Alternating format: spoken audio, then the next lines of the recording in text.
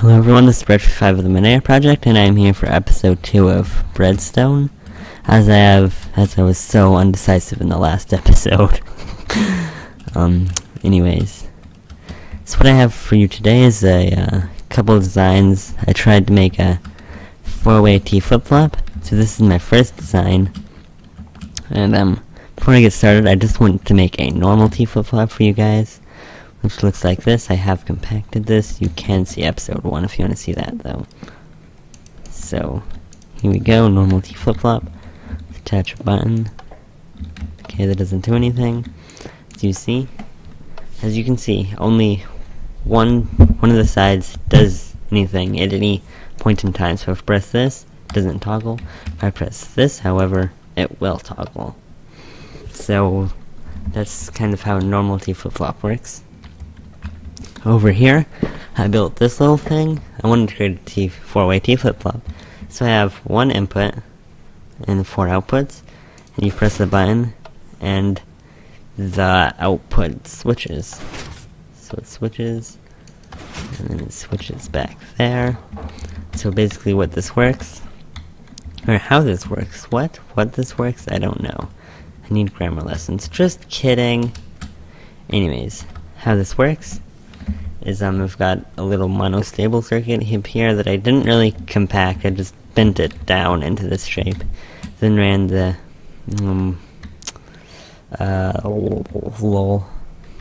pulse, the output of the monostable circuit. That works. Output down here. So whenever you press the button, it's a one tick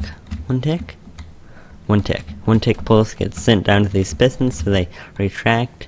And a tick later, they retract, and then they extend 1 tick later. That makes sense.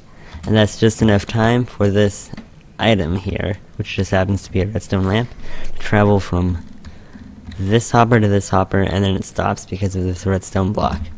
And then I took a look at this, and I realized, wait a second, this is not a T flip-flop at all.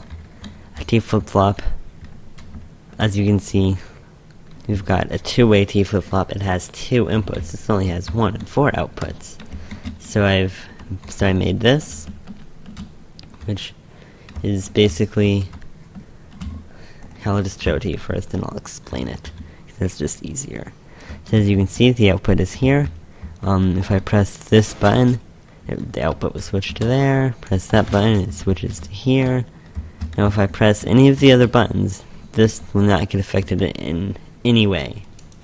So it's not affected, as in like a normal T flip-flop. If I press, what is it? I believe it is this button. Nope. So, but now if I press this button, it doesn't do anything. It doesn't flip it. So here, only one of the inputs, yes, flips it. Just like a normal T flip-flop. So that is that. Alright, so this is another thing I wanted to show you. Hopefully you can hear this, but so you just have your normal door, and as though this was your house, you just walk in and you hear this door go, but you hear all the other doors, like a lot of other doors go too, and then you walk in, and I don't know what kind of house doesn't have a roof, but you walk back out and you hear the same type of thing. So I hope you guys can hear that. And I know you could do this with like command blocks with the new play sound command, but you don't command. Okay. Gosh. Anyways, I know you can do this with the new play sound command, but I did not, because you can't get command blocks in survival.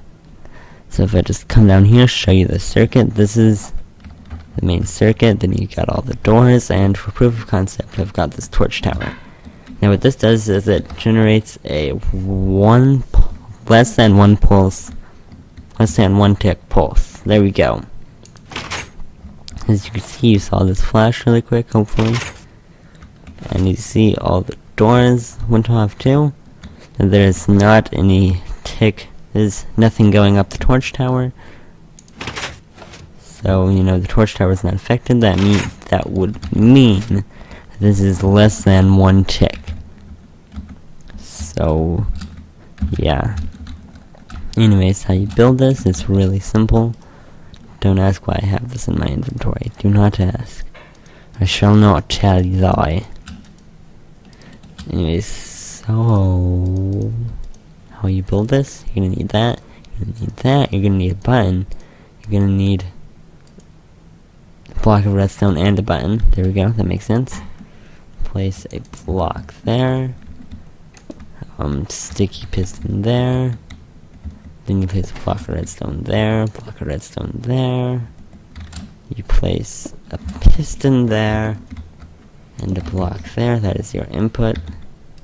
Your output is right there. Hope this works. Better work. Yep.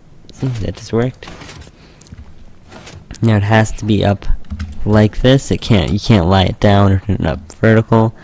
And actually, I have this little device. This is a T flip-flop. This is how I came up with that.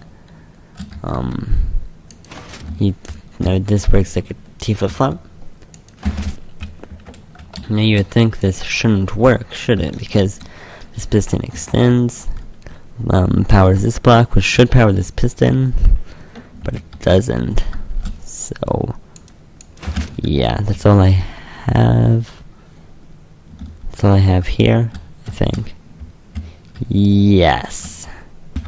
Alright, and so what I have next for you is, if you remember that tower that I showed you in the last episode, it was supposed to be for a map I wanted to create. Well, this is before I had created that.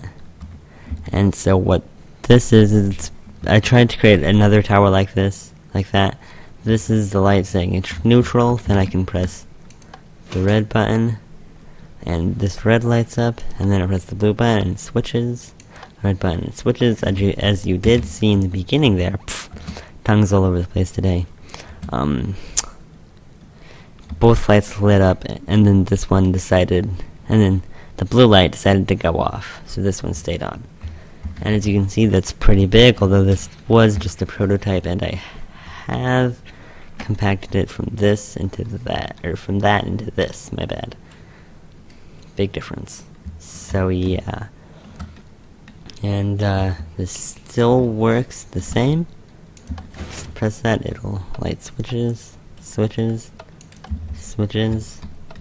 and you reset it with one button, that button.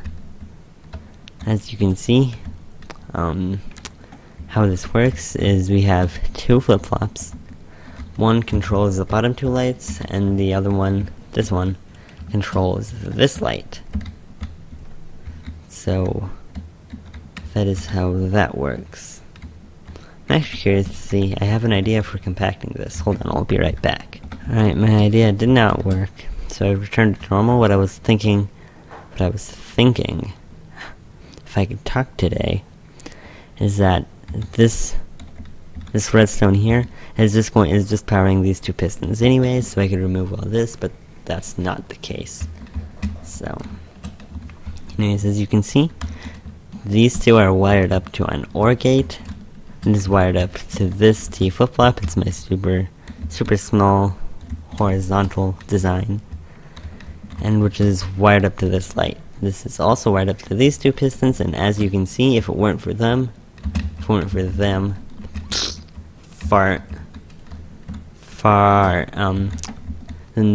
the red light would be on.